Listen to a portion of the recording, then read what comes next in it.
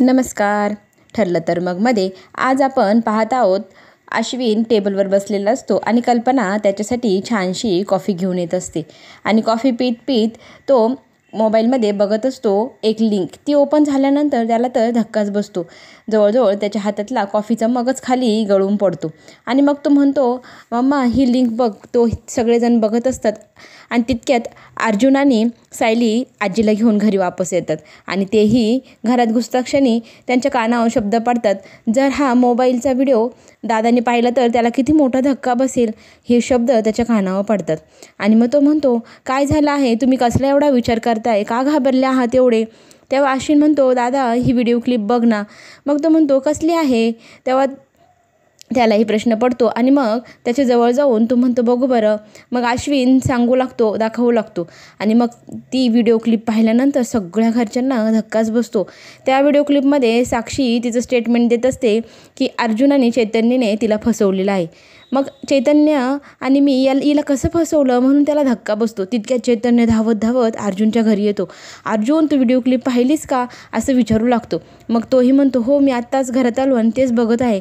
मग सगळेजण मिळून पुन्हा ती व्हिडिओ क्लिप पूर्ण बघायला सुरुवात करतात, ज्यात प्रेस कॉन्फरन्समध्ये साक्षीने सांगितलं आहे की अर्जुन आणि चैतन्यने दोघांनी मिळून तिला कसं फसवलं. ते लॉयर्स नसून लायर्स आहे असंही ती सांगू लागते. मग ती सगळ्या मीडियासमोर जे जे सांगते ते सगळं खरं आहे असं मीडियाला पटवून देण्याचा प्रयत्न करते. हे सगळं पाहून अर्जुनला इतका राग येत असतो. तो म्हणतो, किती खोटारडी आहे ही बाई, आपण असं काही केलेलंच नाही. मीडियासमोर रडून रडून सांगू लागते की चैतन्य माझ्यासोबत राहत होता, माझ्याशी साखरपुड्याचं खोटं खोटं नाटकही त्याने केलं आहे, त्याने माझी फसवणूक केली, माझ्या प्रेमाचा फायदा उचलला. मीडिया सगळं काही टकलावून ऐकत असते. त्यांना हे सगळं काही खरं वाटू लागतं. मग ती सांगते, माझी फसवणूक केली आणि माझ्या मोबाईलचा कोड जाणून घेतला. सगळं काही माझ्या मोबाईलमध्ये खोटं नाटक त्यांनी सेट केलं आणि ते सगळं त्यांनी कोर्टातही दाखवलं आणि कोर्टात दाखवल्यानंतर सगळ्यांना खरंही वाटलं. माझ्या वडिलांनाही ह्या दोघांनीच अडकवलेलं आहे, त्यांनी काही केलं नाही. चैतन्य म्हणतो, आपण गाफील राहिलो बघ, तिने आपला घात केला. मला वाटायचं ती माझ्या देखरेखीत आहे पण तिने घातच केला. अर्जुन म्हणतो, आता ह्या सगळ्याचं आपण काय करायचं, सगळी मीडिया आपल्यावरती तुटून पडेल. चैतन्य म्हणतो, मलाही काही सुचू नाही राहिलं यार, काय करावं काय समजेना. घरातली सगळी मंडळी टेन्शनमध्ये येते. पूर्ण आजीही घाबरून जाते आणि म्हणते, आता ही मीडिया नावाची राक्षसीन आपल्याला काही सोडणार नाही, आपल्या मागे हातपाय धुवून लागेल. अस्मिता म्हणते, हा सगळा काय प्रकार आहे, इतके दिवस झाले तुम्ही सगळेजण मिळून काय करतात, खोटं साखरपुडा वगैरे, मला काहीच कोणी सांगितलं नाही, का असं वागलात माझ्याशी. तेव्हा अश्विन म्हणतो, हे बघ, तुझं हाता बाजूला राहू दे, इथे काय विषय चालला आहे तो पहिले सॉल्व्ह होऊ दे. मीडियाची पुन्हा ते व्हिडिओ क्लिप पाहू लागतात. मीडियाला ती सांगते, ह्या दोघी लॉयर्सने मिळून मला फसवलं आहे, तुम्ही सगळ्यांनी मला न्याय द्यावा असंही ती मीडियासमोर सांगू लागते. आता तुम्हीच एक माझ्यासाठी एक मोठा दिलासा आहे, तुम्ही सगळ्यांनी मिळून मला न्याय मिळवून द्यावा, ह्यासाठी मी इथे बसले आहे. तेव्हा एक मीडियातला पत्रकार विचारतो, मग तुम्ही पोलिसात जायचं ना. तेव्हा ती म्हणते, इतके मोठे वकील आहेत, ते मला पोलिसात गेले तर सोडतील का, ते माझ्या विरोधात आणखी काहीतरी पुरावे सादर करतील खोटे नाटे आणि मला पुन्हा जेलमध्ये टाकतील. मग एक मीडियातली व्यक्ती म्हणते, म्हणजे याचा अर्थ ते दोघंही वकील असून ते समाजाच्या गरिबांचा फायदा उचलतात असंही आता मीडिया बोलू लागले आहे. तेव्हा साक्षी म्हणते, हो, त्यांनी जसं माझ्या वडिलांना अडकवलं तसंच ते आता त्यांच्या सासऱ्याला सोडवण्यासाठी खोट्या नाट्या केसमध्ये मला अडकवत आहे. आता असं सिद्ध करताय की त्या आश्रमात जो खून झाला तो मीच केला आहे असंही ते खोटं नाटे पुरावे दाखवून कोर्टात हे सिद्ध करणार आहे. मीडियाला हे खूप तिचं बोलणं खरं वाटू लागतं आणि तेही तिच्या बोलण्यावरती विश्वास ठेवत असतात. तेही इमोशनल होऊ लागतात. ती जशी जशी रडते तशी मीडियाही इमोशनल होते आणि मीडियाला ती हात जोडून मग म्हणते, हे बघा, तुम्ही माझ्यासाठी एक मोठा दिलासा आहे, तुम्ही माझी मदत करावी, याच्यासाठीच मी तुम्हाला सगळ्यांना इथे बोलवलं आहे.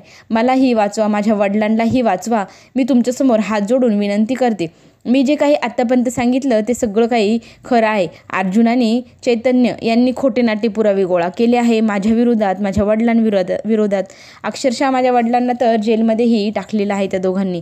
पण तुम्ही सगळ्यांनी मिळून मला वाचवा वाचवा अशी ती मीडियासमोर हाक मारू लागते. चैतन्य आणि अर्जुन खूप घाबरतात. अर्जुन म्हणतो, आत्ता काय करायला पाहिजे मला काही सुचेना. खूप चिडलेला असतो अर्जुन, डोक्याला तर हातच लावतो. आजीही खचून जाते. देवा आता काय करावा, देवाचा धावा करते आजी. मग ती सगळेजण तिला खुर्चीत बसवतात.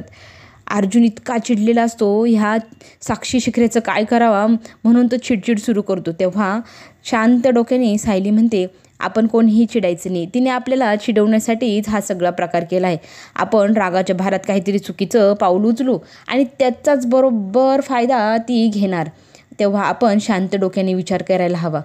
मग अर्जुन म्हणतो, हो तू जे सांगते ते खरं आहे. चैतन्य म्हणतो, तुझ्या एक गोष्ट लक्षात येते का? आता ती मीडियासमोर तिने सिद्ध केलं आहे की आपण खोटे पुरावे सादर करतो. आपण आजपर्यंत जितके पुरावे सादर केले कोर्टाने ते अमान्य केले तर? मग ती सायली घाबरते. म्हणजे याचा अर्थ मधुभाऊंच्या विरोधात जेवढी केस चालू आहे तिचं काहीच मान्य धरणार नाही कोर्ट. तेव्हा अर्जुनही म्हणतो, आपण केलेली आत्तापर्यंतची मेहनत कोर्ट आपल्याला खारीज करेल, बेदखल करतील आणि आपलं केलेली मेहनतीचं फळ आपल्याला 0 असं मिळेल. हे ऐकल्यानंतर तर सायलीच्या पायाखालची जमीनच हलते. मधुभाऊंना कसं सोडवायचं म्हणून आता अर्जुन, सायली आणि चैतन्यला टेन्शन आलेलं आहे. इतके सगळे आरोप मीडिया आणि साक्षी आपल्यावर लावेल की आपल्याला जगणं मुश्किल होऊन जाईल. तितक्यात फोन अर्जुनला यायला सुरुवात होती. फोनवरती प्रत्येकजण म्हणतं, तुम्ही आमची केस घेतली आहे पण तुमच्याबद्दल मीडियात असं बोलताय, असं सगळं बोलून आता त्यांना मीडियावाल्यांमुळे सगळे त्रास द्यायला सुरुवात करतात. अश्विनलाही जवळजवळ फोन यायला सुरुवात झाली. हे काय लिंक येतं आहे, तुमच्या घराबद्दल असं काय बोललं जातं आहे. चैतन्यालाही फोन येऊ लागतात क्लायंट्सचे, आम्ही केस मागे घेतो आहे, आम्ही तुमच्याकडे केस लढायला देणार नाही वगैरे वगैरे सगळं काही चालू होतं. चिडलेला अर्जुन मग तो रूममध्ये जातो. त्याला बघण्यासाठी सायलीही त्याच्या मागे धावत जाते. चिडू नका सांगते. चैतन्याला पुन्हा फोनवर फोन येऊ लागतात. इतका चिडतो त्याला आता साक्षीचं काय करावं असं होऊन गेलं आहे. तो रागाच्या भारत म्हणतो, मी आता ह्या साक्षीला सोडणार नाही, इतक्या सहजासहजी इतकं आपलं आयुष्य बर्बादही करू देणार नाही असं म्हणून तो धावत निघतो. अस्मिता, आजी, कल्पना सगळेजण त्याला हाक मारतात, अरे मागे फिर, एवढा तावातावाने जाऊ नको. तितक्यात अर्जुन हाक ऐकून वापस येतो. काय झालं विचारू लागतो. तर अस्मिता सांगते, तो डोक्यात राग घालून चैतन्य साक्षीकडे गेला आहे, त्याला कोणीतरी थांबवा रे. सायली म्हणते, जर रागाच्या भारात तिथे काय झालं, त्यांच्या जीवाचं बरं वाईट झालं तर चला आपणही पटकन त्यांना जाऊन थांबूया. असं म्हणत सायली, अर्जुन दोघेही त्याच्या मागे धावतच सुटतात. इकडे चैतन्य साक्षीकडे येतो. साक्षी आरामशी TV बघत मस्त स्नॅक्स खात असते. तिला जाब विचारण्यासाठी चैतन्य तिच्या समोर जातो. मग ती म्हणते, आलास बेबी, ये लवकर, ये चल असं म्हणत त्याला मिठी मारण्याचा प्रयत्न करते आणि पुन्हा खाली बसते आणि म्हणते, काय झालं बोल बाळा. चैतन्य म्हणतो, इतका मोठा विश्वासघात, मीडियासमोर इतकं मोठं खोटं माझ्याबद्दल तू बोललीस. मी तुझ्यावर आजपर्यंत जितकं प्रेम केलं आणि ते सगळं काही खरं होतं, जोपर्यंत मला सत्य माहीत नव्हतं. मग ती म्हणते, कुठलं सत्य? तू माझा विश्वासघात केला, माझ्या प्रेमाचा फायदा घेतला, माझ्या मोबाईलपर्यंत पोचलास. तेव्हा तो म्हणतो, मी तुझ्या प्रेमाचा फायदा घेतलेला नाही, खरा फायदा तर तू घेतलास. मी तुझ्यावर खरंच मनापासून प्रेम करायचो. मग कुठे पाणी मुरलं रे, असंही ती विचारते. तेव्हा तो म्हणतो, तुझ्यामुळेच, तूच विचार कर. तेव्हा ती म्हणते, तू माझा विश्वासघात केला, त्याच्यामुळे मी तुझा विश्वासघात केला.